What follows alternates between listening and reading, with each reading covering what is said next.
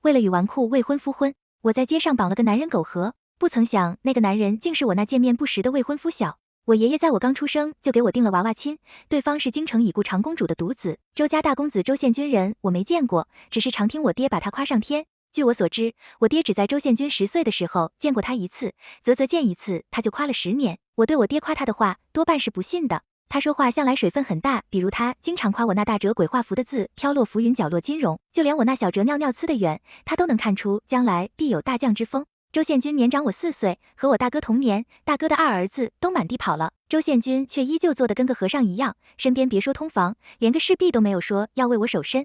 我半信半疑，哪个大家公子会守到这把年纪？他莫不是有什么隐疾吧？这也不怪我多想。蒋大王家2公子婚前也是洁身自好，身边连只母蚊子都见不着。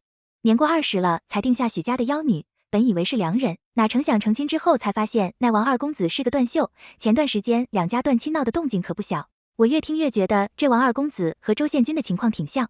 本来之前我爹把他夸成花，我对这门亲事也不反对，想着亲爹总不能坑亲闺女吧。但出了王许两家的事，我这心里老有个疙瘩，便写信给京城的好友沈之如，让他帮我打听一下。沈家本是我家的邻居，又是我和之如玩得很好。4年前，沈伯父升迁沈家举家迁至京城，后虽一直没见过面，但常常书信往来，情分一如当年。没多久，我便收到了回信中所说和我爹嘴里的简直云泥之别。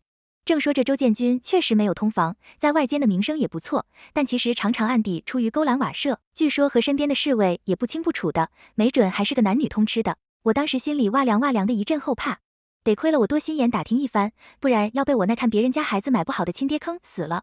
这还等什么？退亲？哪知这一想法遭到了全家的强烈反对，就连墙角的阿黄都冲我吠2声。任凭我如何说，他们都认定是有人蓄意污蔑，我也不知道周宪军是怎么给我家人洗脑的，一个个对他这个没见过面的外人比对我还要好。一时之间，我竟有些怀疑，我和周建军哪个是我爹亲生的了。可我爹说他要是有周宪军那样的儿子，才不会娶我这样的儿媳。听听，这是亲爹说的话，任凭我1哭2闹3上吊，我爹始终不打不骂不松口，等我闹累了，留下一句话，传言不可信，你只需知道爹不会害你。周建军是好是坏，等你嫁过去就明白了。我欲哭无泪，我的亲爹啊，等我嫁过去就晚了。总之，全家一致反对退亲是别想了哦。对，忘了三哥了。三哥倒是支持我，可他是个不顶用的，对我爹眼睛一瞪，就临阵倒戈了。事后他给我道歉，说他这是迂回战术诈降的，去他爷爷的迂回战术。眼看周家下聘之日就要到了，我心中着急，就一点办法也没有，特别苦闷，只能在信中向沈之如诉说。很快我就收到了回信，之如是个有主意的，他在信中提了一个大胆的想法。离经叛道了点，但我觉得可行，毕竟非常支持的用非常之法坏了名声，总好过嫁给一个男女通吃的浪荡公子哥。事迹从权在犹豫周家的聘礼队都要进门了，时间比较急，我一时找不到合适的男人，所以打算到街上绑一个。打定了主意，我便拉着三哥出了门。此时家里上下都在准备明日的礼宴，没有人注意我什么时候已经偷偷溜出府。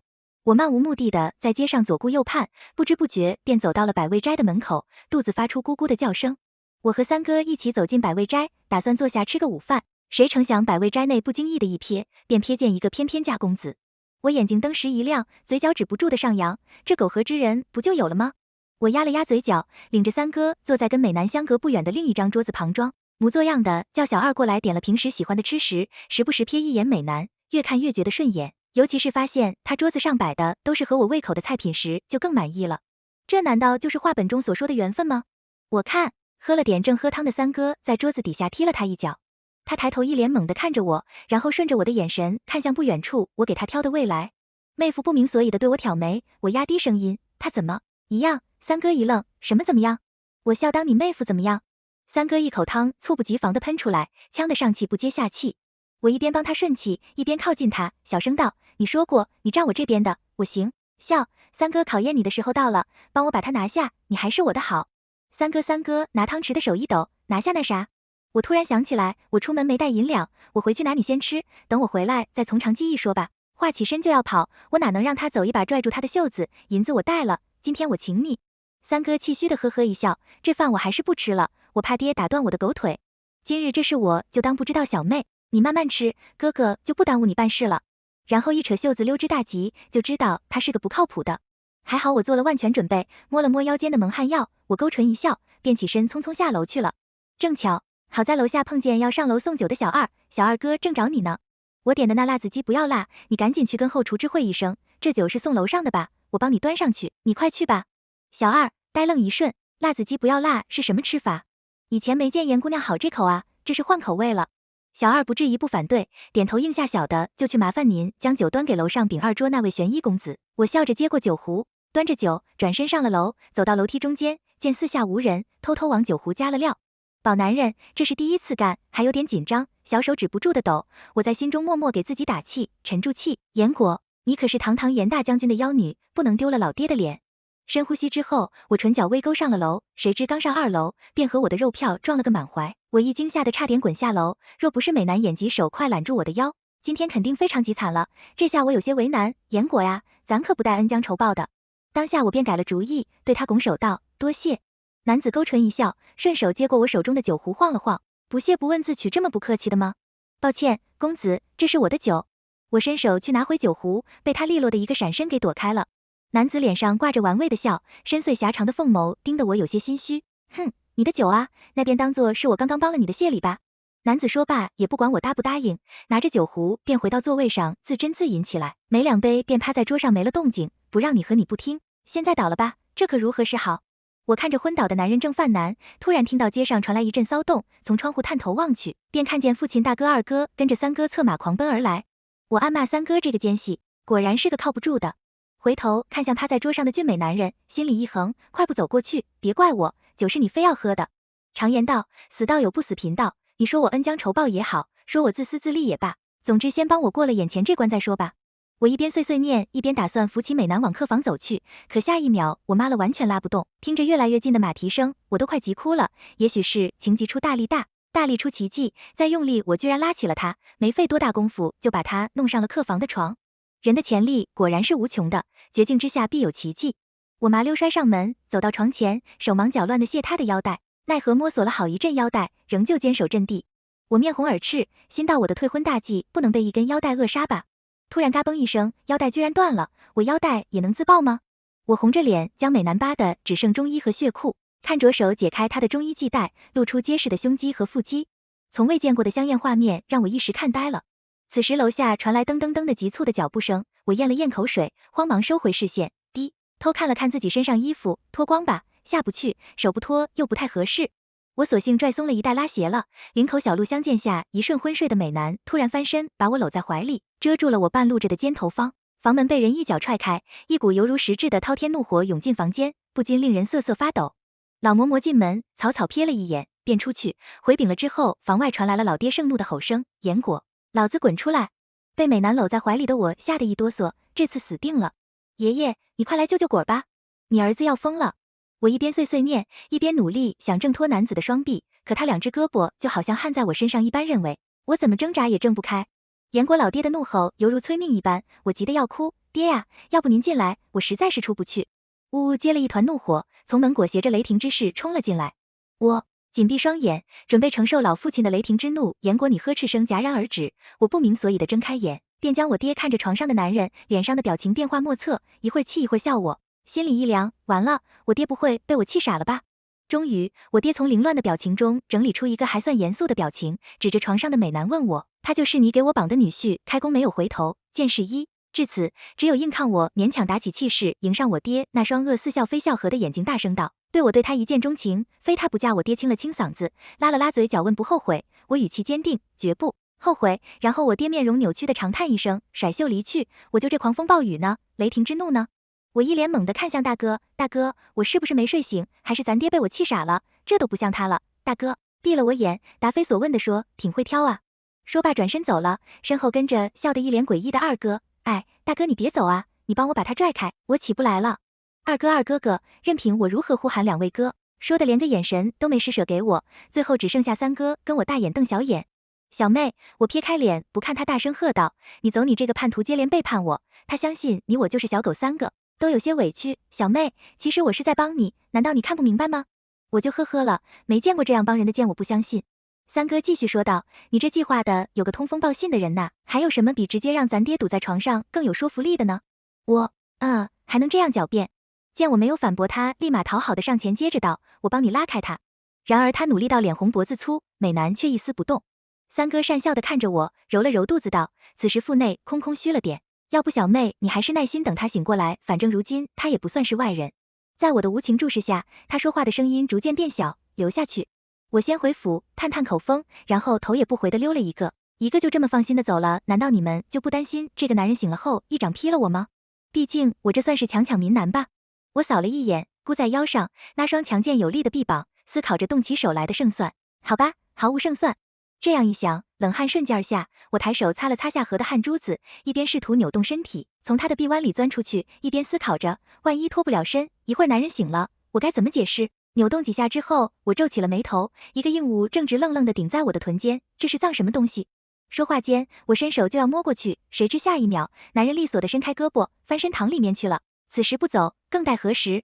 我迅速翻身下床，穿好鞋子，准备跑路，怎么睡完了就想跑？身后传来略微阴哑的声音，我身形一顿惊恐，转身有些心虚的迎上男人狭长的凤毛，一直语塞你怎么这么快就醒了？意识到说漏了嘴，我慌忙改口，那啥你听我狡辩，不是你听我解释。男子嗤笑，就这么点胆子还敢绑男人？我一怔，你怎么知道？你装睡。此时我才明白，哪有什么大力出奇迹，全靠肉票主动配合。男子穿好衣服，扫了一眼断了的腰带，挑眉颔首，我不配合，怎么会知道严小姐对我一见钟情，非我不嫁呢？我面色羞赧，我才没有，那都是骗我爹的。男子面色一沉，是吗？如此就不关我的事了，我看我还是去府上说明一下比较好。男子说罢便要起身，我急了，那哪行，我爹要知道我在骗他的话，我不是白忙活了，以后再想出府就难了。等等，我伸手拦住他，听你的意思，我对你一见钟情的话就关得你湿了。男子勾唇一笑，也不是得看我的心情。嘿，我这小暴脾气，暂且收一收，但我退了周家的亲，看本小姐还惯不惯着你。我深吸一口气，陪笑道，那你现在心情怎么样？酒菜还没吃就被你迷晕了，你说我心情会怎么样？我反驳呢，他是你装的美男，一眼扫过来，好像在说给你个机会重新说，好吧，识时务者为俊杰，大丈夫能屈能伸。我陪笑，我错了，你想吃什么随便点，我请客。既然严小姐如此有诚意，那我就不客气了。看着桌上的一大桌子菜，我严重怀疑他是想花光我的银子来报复我，虽然我吃的也挺高兴，可想到我那白花花的银子，就怎么也高兴不起来。我摸了摸腰间瘪了一大截的荷包，苦着脸，怎么了？不高兴？我摇头，我哪敢不高兴，没有吃撑了，我高不高兴不重要，你老高兴就行了。哎，自己选的路，跪着也得走下去。男子颔首，既然吃撑了，那稍后我们出去走走说，顺便去府上解释一下我动作一顿，小心翼翼问道，那你打算怎么解释？男子垂手看着我的眼睛，星辰一般的眸中满含笑意，你想让我怎么解释？语气中带着一丝宠溺要说，这意思是愿意帮我了，知道他愿意配合我，心里乐开了花。刚才几近破产的阴郁一扫而空，简单跟他交代起来，我对家里定的亲事不满，亦想退亲，但家里又不同意经，日这般也是无奈之举。你一会见了我爹，随机应变即可，只要能帮我退了这门亲事，我必有重谢谢就不必了。我这人最是乐善好施，就当是星号行一善了。不过他说到一半，头认真的看着我的眼睛，继续道，不过我有些好奇，你为何要坚持退亲？看来八卦真的是人的天性，就连帅哥也免不了爱吃瓜。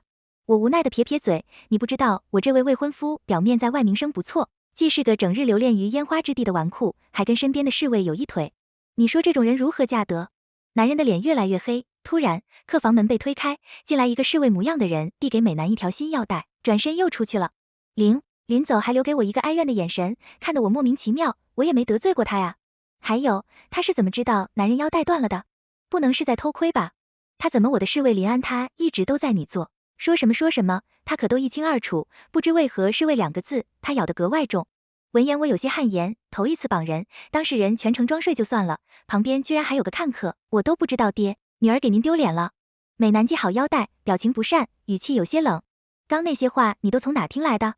我看着他满脸的阴郁之气，以为他在替我不平，接着到京城那边来的消息绝对不对，可靠，你就说这亲事是不是火坑？男人冷哼，冷冷道，可得好好感谢传信的人呢。我点头表示同意，可不是呢。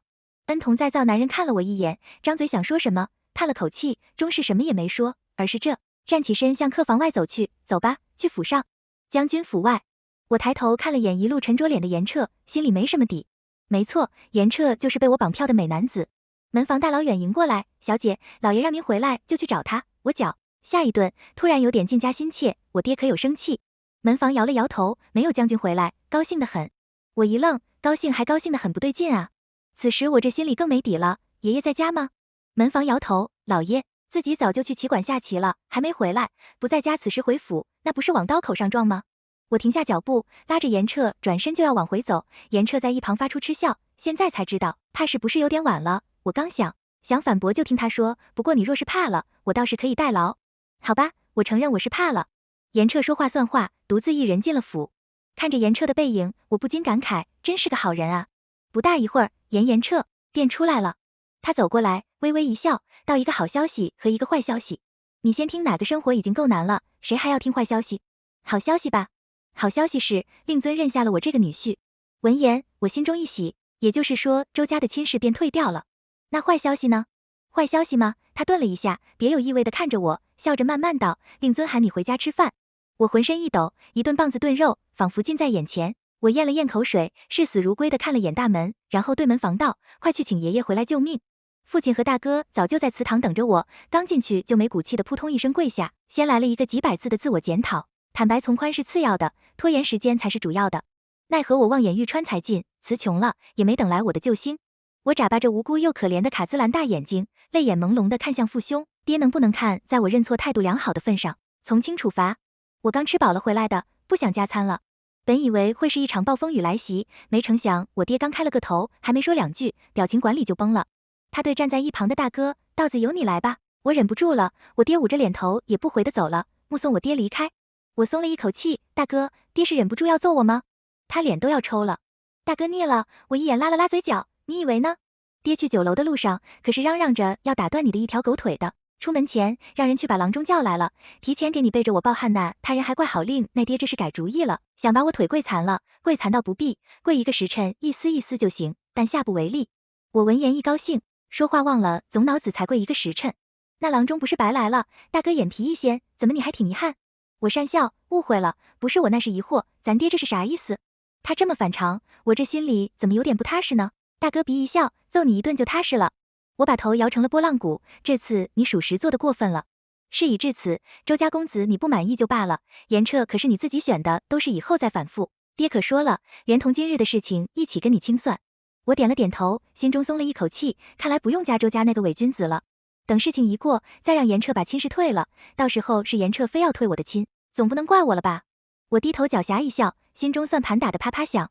一日一早，太阳还没晒屁股，我就被小昭叫起来，迷迷糊糊的梳洗打扮完来到前厅，发现全家上下都齐聚一堂。我悄悄走到二哥身边的空椅子上坐下，环顾四周，发现除了爷爷，所有人都在看我爷爷，估计是因为昨天弃我于不顾，没脸看我。我顺了顺头发摸了摸脸，头发没有扎毛，面颊干净光滑，也整洁得体，并无不妥之处。心中稍安，我清了清嗓子，二哥，今日是有什么事吗？各位族中叔伯怎么都来了？二哥，丹凤眼瞟我一眼，昨日大哥没跟你说吗？今日严彻来下聘。什么？我噌的一下从椅子上窜起来，众人视线纷纷落在我身上，一时间空气仿佛有些凝滞。我平复一下激动的心情，摸了摸鼻头，讪讪道，不好意思，太激动了。呵，我面对个亲族属拜，躬身致歉，一边悄悄坐下，一不小心又瞥见我爹一脸嫌弃的表情，心里默念，老爹，对不起女儿，着给您丢脸了。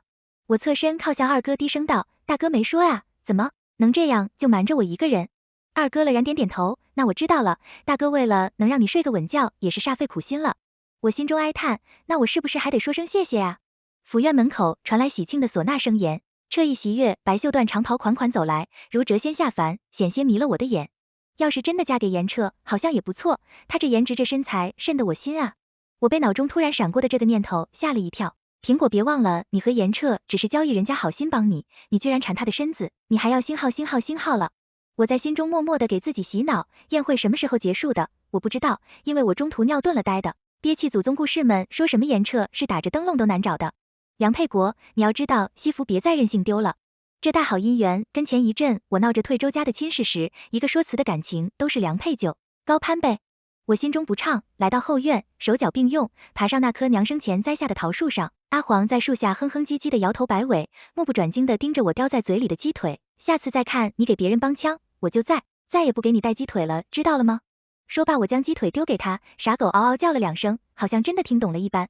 一阵微风吹过，花瓣纷纷落下，树下的阿黄吃鸡腿吃得忘乎所以。原来你在这儿。清冷而富有磁性的声音从不远处响起。我抬眸望去，是严彻。严彻走过来，前站在树下，树下的傻狗依旧在啃着鸡腿。我有些怒气不争地骂道：就知道吃来人了，倒是叫唤2声啊！做狗做成你这样丢不丢人？莫名其妙挨了骂的阿黄抬起狗头，终于发现旁边不远处杵着一个大男人，他先是俯身龇牙，一步步朝严彻逼近我。留下命令，不知道为何画风突变，只是我一个眨眼的功夫，狗子便趴在严彻身边摇尾乞怜了，甚至翻着白肚皮躺在地上任他抚摸，那可是只有我才有的特权啊！我刚刚是掉线了吗？谁能告诉我发生了什么事情？你做了什么？我满脸疑问。严彻站起身笑而不语，阿黄老老实实的趴在了他的身边。阿黄，你过来，我命令道。阿黄抬着狗头看向严彻，仿佛在询问他的意思，直到严彻点头，他才不情不愿地走过来。嘿，这傻狗是要叛主啊？男人长得帅，连狗都没有抵抗力吗？我在心里一边默默吐槽，一边往下爬。严彻淡淡地开口道：严伯父刚刚将我们的婚期定在了下月初10，明天我们就得出发去京城啊。我被这突然的消息乱了心神，脚下一滑便摔了下去，预想的疼痛没有来临，我落进了严彻满是淡淡龙涎香的臂弯，他琉璃般闪亮的眸子满是紧张。我心头一热，心跳乱了节拍，2行鼻血没出息的喷涌而下。听着严彻爽朗的笑声，我恨不能找个地缝钻进去。啊！这星号的颜控中，去折穴，我鼻孔塞着卷丝，低着头，不好意思看。严彻闷声道：那你什么时候提退婚的事？严彻终于收敛脸上的笑意，再等等吧。听说周宪军不太愿意退婚，撂下话了。我一愣，啥话？他说，若你和我的亲事不成，周家还愿意求娶你，说到时候严伯父会不会答应？我一听，整个人都麻了。那现在怎么办？不能假戏真做吧？严彻抬手拂去我发间的花瓣，灿然一笑，我倒是没什么意见，就看过你了。我的脸腾一下子红了，本来止住的鼻血又开始汹涌起来。我惊讶于他熟人的称呼，怀疑他在调戏我。夜里躺在床上的我辗转反侧，他的话是什么意思？他愿意娶我，可为什么呢？我们素未相识，只因为我绑了他，扒了他的衣服吗？我倒是没什么意见，就看过你了。看我吗？嫁给他，好像听起来并不让我反感。他颜值和身材俱佳，也很符合我这个颜控的品味。如果非要从周宪军和严彻中选一个嫁的话，我肯定选严彻。左右睡不着，我便起来给志如写信，告诉他这2日发生的事情，并告诉他过半个月我要到京城的消息。第2日，我顶着2个熊猫眼，被我老爹满脸堆笑的送出城。车厢里只剩我和严彻2人，一时之间气氛有些尴尬，都怪老爹大哥2哥军中事务忙，走不开就算了，3哥自告奋勇要护送我，却被他一个眼神瞪回去。这都不算事。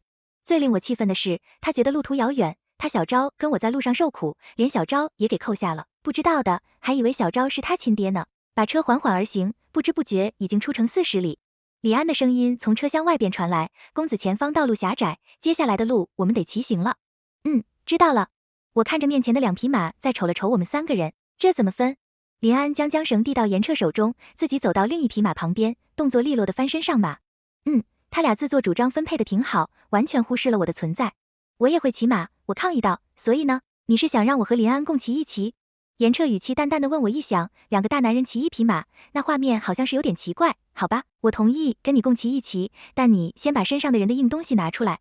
我此时还记得前天在客房内被严彻身上的硬物顶得难受的事情，严彻被我说的有些懵，我身上哪有什么硬东西？他还不认，我急着辩驳，还说没有。前天在客房床上，你不懂，我说完，严彻俊脸微红的一把捂住了我的嘴巴，嘿嘿，你别说了，我知道了，已经收好了。林安在马上肩膀一耸一耸的耳根通红，愣是没敢回头，淡定的驾马快速向前走去。我头顶冒出3个问号，他俩这是犯什么病？我努了努嘴巴示意他松开手，严彻仿佛被烫了般甩开手，他嘴唇裂如眼尾泛红，喉结微微滚动，瞥过眼不再看我，他生气了吗？可我没说什么呀，美男就是美男，生气都这么好看。他脸上的红晕消退，如玉的面庞在阳光下泛着莹莹的微光，犹如神奇。我一时看吃了喝，发什么愣？我回神坦诚道，你看，好看了。他一听，勾唇笑开了，眼睛里好像有星星，真好看呐，不生气了吧？他收敛笑意，认真的看着我，我什么时候生气了？就刚刚你眼睛都红了，呼吸也加快，我爹忍不住想揍我的时候也这样。严彻苦笑，我不是生气，是以后你就知道了。嘿，他还卖关子，还能不能愉快的玩耍了是什么？到底是什么呀？我追问了一路，严彻依旧守口如瓶，许是被我问得烦了。到了镇子上，他便让林安去买了匹温顺的小母马。我很喜欢我的小母马呀，严彻的马好像也喜欢它，总是跟在我的马屁股后面跑，奈何小母马跑得慢，怎么也甩不开。我们在林间休息的时候，小母马还是被它得手了。我坐在草地上，呆呆地看着严彻的马骑在小母马的背上，瞠目结舌。他们，严彻耳尖微红的伸手捂住我的眼，嗓音低沉阴哑。别看会长针眼，我如坐针毡，却不敢乱动，气氛突然有些尴尬，空气中弥漫着一丝燥热，耳边传来严彻微乱的呼吸声，鼻尖萦绕着淡淡的龙涎香。感受着他指尖的微凉，我的心乱了节奏的狂跳过了很久很久，两匹马消停了，严彻终于放下手，我们一个仰面看东北，另一个仰面看西北，默契的谁也没有说话。李安终于打水回来了，他把水袋递到我们手里，然后抬头左右看天问，你们在看什么呢？我严彻看云看云，李安挠挠头，哪有云一路尴尬，几日无话。这日刚出了平阳城，我们就遇到了埋伏，一瞬间，一排排弓箭手从林间冒出，奇葩的箭矢裹挟着凌冽的杀意扑面而来。就在我觉得我会被射成一只刺猬时，严彻从天而降，落在我的马背上，剑影虚晃挡开夺命的飞剑，利刃的破空声，金属的碰撞声，刺客的喊杀，声声声声入耳。但听着严彻沉稳的呼吸声，我竟然觉得心安。刺客被消灭了，但严彻受了伤，鲜血顺着他修长的手指滴落砸在地上，开出一朵朵暗红色的花。你受伤了？我急切地问。严彻抿了抿唇，虚弱到一点小伤，你不用担心，我蹙眉流了这么多血，还说是小伤。李安，你还杵在那干嘛？快过来看看你家公子。我瞪了眼，一旁不为所动的林安催促道，这是未当的，也太不称职了。林安挠了挠头，掏出伤药递给我，说，严小姐疗伤上药这种细活，还是您来吧，我不合适，你不适合我就合适吗？前车点点头，他笨手笨脚的，就麻烦果了。我面色微红，有些扭捏，我一个姑娘家，这样不？好吧，你之前在客房扒我衣裳的时候，也没见你把自己当成姑娘，况且我这伤。严彻清冷的嗓音有一丝虚弱，伸手打住，不用说了，我来。严彻说的对，衣服都扒过了，现在装什么矜持，况且人家要不是为了保护你这个拖油瓶，也不至于受伤。做人要知恩图报，褪去长袍来。男人精壮的肩膀裹露在外，结实有力的肌肉，泛着健康的光泽，左臂一道狰狞的伤口正往外渗着血。我一边轻手轻脚的帮他清理伤口，一边问，疼吗？严彻眉眼含笑的望着我，摇不摇头，就听林安在一旁适时发出一声咳嗽声。严彻蹙眉，疼很疼，他就变得有点快啊。我狐疑的看了他一眼，又抬头看了看林安，脸色讪讪，嗨，被口水呛到了。因为这他受伤的事，我们之前的尴尬气氛倒是少了很多。每天帮他换药2次，几天下来，我扒他衣服的动作都变得干净利落了。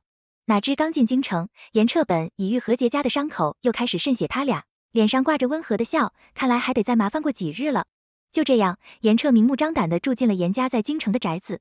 这日我收到了沈知如的邀约，我十分欣喜，4年未见，不知知如出落成什么样子了。我稍作打扮后，早早便出了门，按照知如帖子上的地址寻了过去，看着庄严阔气的府门上鎏金的3个大字魏王府，我顿住了脚步，知如的地址是不是写错了？正在我疑惑时亮，华丽的马车缓缓停在我的身侧，一个清丽的少女从马车上下来，朝我款款走来，唇角挂着优雅的浅笑。我看着面前这个有些眼熟的少女，愣了一瞬，下一秒反应过来，欣喜地扑了上去。知如，我的天呐，我差点没认出来，你变化好大。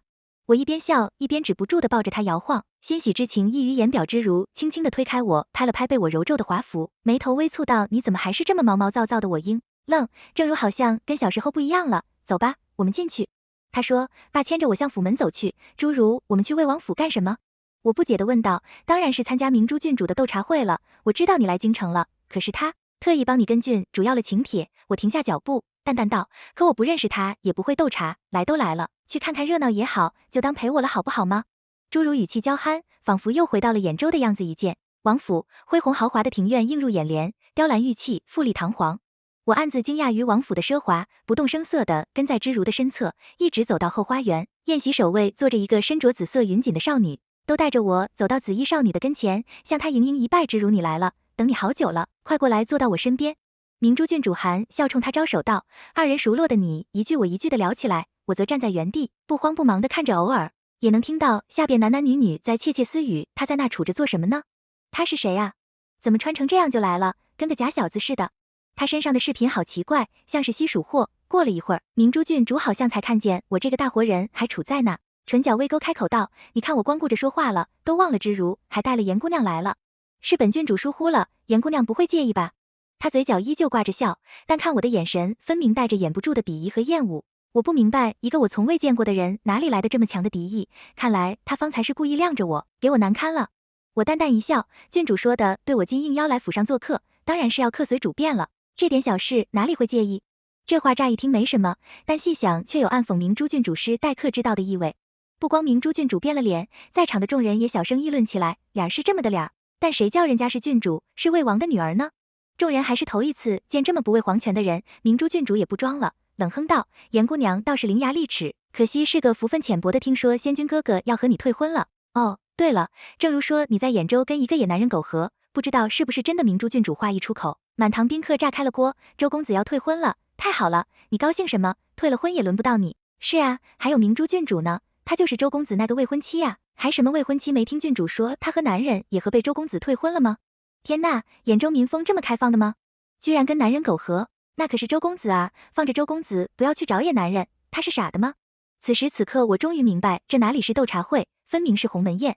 我目光冷凝的扫向一旁的沈之如，她面色微白，眼神闪躲，不敢看我。看来她是知情的，而且从始至终都在骗我什么周宪君流连勾栏男女通吃，通通都是骗我的，只是为了让我主动退婚，给明珠郡主让位，甚至让我自毁名声，逼着兖州两家退亲的主意也是他出的。用时10几年的情谊和信任，此时终是化作不见血的利刃刺向我。明珠郡主，你对我这么大敌意，是因为你看上了周宪君，但他没看上你吗？那还真是让人同情。可是这和我有什么关系？你如此恶言重伤于我，难道是因为周宪君迟迟不肯退婚？你着急了？我语气冷淡，无悲无喜，不怒不惧。你明珠郡主险些破功，多年的宫廷教养让他生生忍住了破口大骂的冲动。他平复了怒火，冷冷道说，本郡主恶语重伤你，你也配他？勾唇冷笑，你胜利者的姿态睨了我一眼，本郡主都已经调查过了，那与你苟合之人如今就住在你的府上，听说叫什么严彻，你敢说这不是真的？吃瓜群众神色各异，窃窃私语，身后传来匆匆的脚步声。王府的门房领着一位身着月白长袍的俊美男子快步走来。明珠郡主见来人，面上一喜露出小女儿的娇羞，宪君哥哥，没想到你能来，我真是太高兴了。周宪君来了，我站在那里没有回头，毕竟刚用给他星号的方法强行退的婚，实在不知道怎么面对他。店主别误会，我是来接我的。未婚妻的声音疏离而冷漠，只是这声音怎么这么像严彻？我疑惑的转身看去，对上那双深邃狭长的凤眸，他浅笑着冲我伸出手，而我鬼使神差般将手递给他，十指相扣，冰凉的指尖慢慢变暖，严彻竟然就是周宪君十指相扣的一幕，仿佛刺激了明珠郡主哪根脆弱的神经。他脸上的笑在一瞬间碎开，发疯般指着我吼道，他都跟别的男人苟合了，你还要他周宪君哦不？严彻凤眸微眯，眼神凌冽的扫向明珠郡主，冷冷道，郡主注意言辞，莫要污了我未婚妻的名声，你不信问他是不是把野男人藏进了府郡，主口中的野男人可是叫严彻。明珠郡主一愣，你都知道，你难道不知道严彻是我祖父给我取的小字？我倒不知，我去兖州接自己的未婚妻，竟被人传得这么不堪，若是被我知道是谁在底下造谣生事，可别怪我不讲情面。明珠郡主面色苍白，摇摇欲坠，严彻拦住我的腰身，看向众人，朗声道，本月初10，还请各位赏光来州府喝喜酒。我被严彻牵着一路走出魏王府，身后传来一阵瓷器破碎的声音。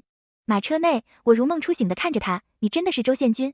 严彻颔首浅笑，是，但我从没去过勾栏和临安，也没有一腿我地，一头汗颜，感觉自己就是个笑话。就在我无地自容时想逃离时，严彻忽然执起我的手，指尖钳住我的下巴，强迫我和他对视，眼中是从未有过的认真。我慌乱想抽回手，却被他固执的紧紧攥住过，别动，听我说。他看着我的眼睛，一字一句的说，我没有不良嗜好，没有过女人性，取向正常，最重要的是我心悦你，一直都心悦你。我看着他的眉眼上突然抑制不住的狂跳，他说他心悦我，一直心悦我。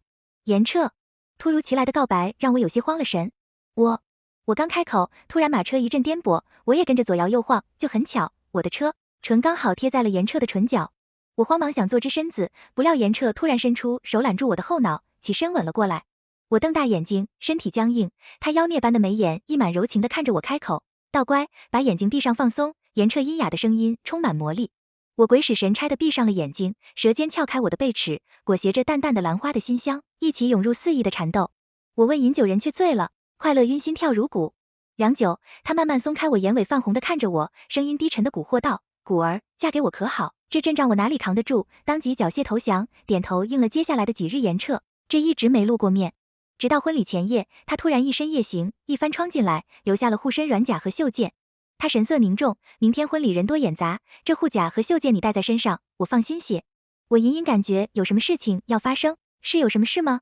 是啊，我婚前焦虑，怕有人来抢我的娘子，他半真半假的开玩笑道。看着他离去的背影，我眉头紧锁。次日，我端坐在八抬大轿中，一路吹吹打打的被送进了州府。州府一派喜气洋洋，宾客满堂。可我一直心事重重，直到拜完堂被送入洞房，我才稍稍松了一口气。婚礼已过半，一直安然无事，也许是我多想了吧。门突然开了，是严彻，盖头被慢慢挑起，严彻微正果，你真美，我羞涩垂首。你怎么这么早就回来了？不用跟宾客喝酒吗？严彻眸光微闪，拿起桌上的酒杯递给我，此时我更想跟你喝合卺酒。我不依，有他饮下杯中酒，哪知他竟在合卺酒中下了蒙汗药。我倒在他的怀中，疑惑地望着他。魏王要谋反，府里马上要乱了，我让林安带你从密道出城，事情结束我就去找你。当我从梦中惊醒的时候，已经是第二日的中午，梦中严彻满身是血倒地不起，我心慌不已。城里可有消息？李安站在一旁，面色凝重，城门关闭，暂时情况不明。我看向窗外京城的方向，那里又将是一场血雨腥风，如同20年前前皇后母族被人告发意图谋反，长公主也因力保皇后一族而被牵连。最后长公主为不拖累周家，自请和离那夜，严彻失去了母亲。从此魏王势力在朝堂一家独大，皇权隐隐有被架空之势。如今魏王要谋逆夺权朝堂，不知又要死伤几何，父兄没来京城，多半也是防着魏王的。九父兄和周家在朝堂之外控制局势，魏王底下的部队才不敢轻易调动。可城内呢，我不敢想，等待最令人焦心。以前我以为度日如年是夸张，如今才知是写实。3天后，城门终于打开，朝堂发生了翻天覆地的变化。魏王意图弑君谋反，伏诛一众党羽下狱等待审查。皇帝下令彻查了当年前皇后母族谋反一案，结果查出竟是魏王伪造证据，栽赃陷害。对此终于真相大白，皇上为此是下了罪己诏，并为前皇后母族证明，之后更是下了退位诏书，传位于嫡长子。众人纳闷，前皇后在冷宫自焚后，皇上就再也没有哪里来的嫡长子？此时，一个消息在京城传开，据说当年前皇后在冷宫自焚时已临盆在即，工人清理残骸时，却发现前皇后被烧焦的遗体中胎儿不翼而飞。有人推测，这个继位的嫡长子就是当年前皇后腹中之子。我静静地坐在门口的竹椅上，等着严彻院子的竹门发出吱呀的响声。我顺着声音看去，是严彻完好无缺的严彻大步向我走来，敢拥我入怀。对不起，我来晚了。我环住他的腰身，摇了摇头，不晚。只要你能来，什么时候都不晚。新地方严彻为中永侯，并为我和严彻赐了婚，重新为我们举行了盛大的婚礼建议。清新帝刚刚登基，局势不稳，有不少魏党余孽仍在暗中潜伏。出于安全考虑，新帝并没有来观礼。我也松了一口气，我还真怕新帝来观礼，又遇到什么谋反刺杀之类的动。房内，我和严彻又一次喝着合卺酒。我执意问，这次没加东西吧？夫人放心，一会儿还要洞房，我哪里舍得？我脸色微红，紧张的一口闷了交杯酒，奈何我酒量不行，只一小杯便上了头骨。魂儿你好美，灼热的呼吸带着清纯的酒香扑面而来。我眼神迷离的看着他，严彻喉咙发出一声喟叹，起身而上。第二日，严彻带我进宫谢恩，我看着长长的宫阶，颤抖着小腿立了。严彻一眼，娇嗔道，都怨你昨晚没完没了的来，现在我腿软的厉害怎么办？严彻唇角抿笑，拦腰将我抱起，一直抱着我走到了成明宫。他不会是想这样抱着我去见皇上吧？我出声提醒严彻，放我下来吧，马上要进殿了，这样面圣有失体统。放心，皇上是不会怪罪的。直到我得见圣颜，才明白严彻为什么这么笃定。成明宫大殿内，我呆呆地看着龙椅上坐着的年轻男子，他漂亮的丹凤眼中噙着笑，怎么了？果不认识二哥了吗？我一脸问号，二哥怎么成了皇上？从二哥口中，我知道了事情的来龙去脉，原来他就是先皇后在冷宫生下的那个皇子，被宫们送到了眼中我爹手上，作为二公子养在了严府。我震惊的无以复加，原来朝堂中最大的瓜尽在我家，而我没赶上吃新鲜的。是的，我是严府最后一个知道这个消息的，估计阿黄知道的都比我早。现在想来，这群人有事总是瞒着我，比如严彻就是周献君，再比如我和严彻第一次成亲那夜被王谋反一事，还比如二哥就是皇上。想到这，我突然看向身边的严彻问道，你还有什么事情没告诉我吗？原本我只是随口一问，没想到严彻似是想到了什么，竟然心虚的看了一眼二哥，然后斩钉截铁道，没有了。什么情况？直觉告诉我他俩有不可告人的秘密，可任凭我如何追问，严彻和二哥都默契的打死不认。